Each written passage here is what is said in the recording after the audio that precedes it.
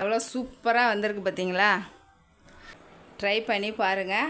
டேஸ்ட்டும் வந்து செம்மையாக இருக்குது. 3 மாம்பழம் சதை பகுதி மட்டும் எடுத்து வச்சுருக்கேன். கிளாஸ் பால் எடுத்து வச்சுருக்கேன். கஸ்டர்ட் பவுட்ரு எடுத்து வச்சுருக்கேன். எல்லாம் மிக்ஸ் பண்ணி எடுத்துக்கோங்க.